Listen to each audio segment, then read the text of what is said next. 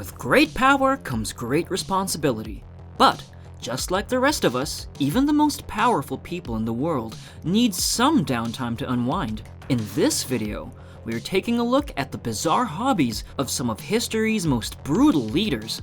And let's just say that you'll be surprised to know the things that some of these people were up to. Saddam Hussein.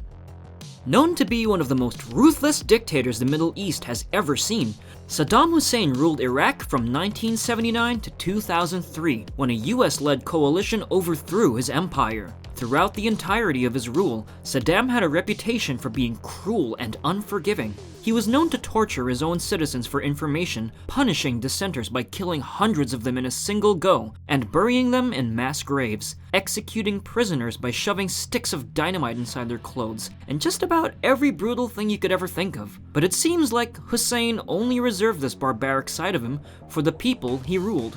Why? Well, because he was a true romantic at heart. Sources close to the dictator have revealed that Saddam was a huge fan of romance novels. Not only did he spend all his free time reading them, but the dictator also loved penning down his own romance stories. Not many people know this, but Saddam actually published his own novel called Zabiba and the King.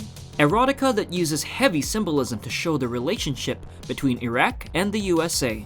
So, let's just say that it's a good thing Saddam's political career took off because he didn't quite manage to make his mark as a writer. Osama Bin Laden. Pick up any history book and you'll know that Osama Bin Laden was one of the most violent extremists this world has ever seen. Bin Laden spent most of his time plotting bombings and terror attacks to meet his ultimate goal of creating a new world order by overthrowing the United States. Leader of the Islamic terrorist network Al-Qaeda, Bin Laden was responsible for the 1998 bombings of the US embassies in Kenya and Tanzania, along with the 2001 attack on the World Trade Center. However, when the man had some time to himself, he loved indulging in sports, specifically volleyball. The truth is that Bin Laden grew up in a pretty rich family, and because he attended private schools, he had grown up playing all kinds of sports. And with the man's height of around 6'4", it's no surprise that he was a pro at volleyball. According to one of his former bodyguards, the man was so tall that he never even needed to jump to attempt a smash. But that's not all that Bin Laden was interested in. He was also extremely fond of racing horses and occasionally liked to spend his time reading. But that was all when he wasn't off wreaking havoc in the world. Joseph Stalin. If it wasn't for Stalin, the Soviet Union would have probably still been a peasant society. Why? Well, because it was the dictator who helped the country transform into an industrial and military superpower. However, all of that came at the cost of constant terrorism and a brutal rule that killed millions of citizens. Stalin was a ruthless, unforgiving leader who imprisoned his own people in camps and was even responsible for the man-made Ukrainian famine that took countless lives. However, when he wanted to take a break from all that dictating, Stalin was a huge fan of the arts. And, well, you'd be surprised to see the kind of visuals that the dictator liked to admire. However, he did like to annotate his collected artwork and would often scribble weird sentences and comment on them as a hobby that no one could ever really understand.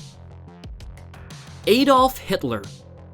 There's no denying that Adolf Hitler will go down in history as one of the most brutal men to have ever lived. From assembling his army of Nazis to pretty much exterminating all Jews from the face of the earth, to being responsible for over 6 million deaths, no other leader in the world has been quite as cruel as Hitler. And let's just pray that no one ever comes close. But as much as we hate to admit it, even Hitler was human, and just like all humans, the man had his fair share of quirks. Anyone who knew the dictator up close knew that he was freakishly into cartoons, especially Disney, to the point where he would spend his free time drawing and painting his favorite characters from films, such as Snow White and the Seven Dwarfs, which he believed to be one of the best movies of all time. And while drawing was a hobby of the Führer's, we're not saying that he was all that great at it. But let's just say that didn't stop him from trying and marking his masterpieces with the initials AH. And that's a wrap for bizarre hobbies of history's most brutal leaders. Which one of these hobbies would you take up? Let us know in the comments below. If you like this video, make sure to give it a big thumbs up and subscribe to our channel for more. See you next time. Until then, goodbye!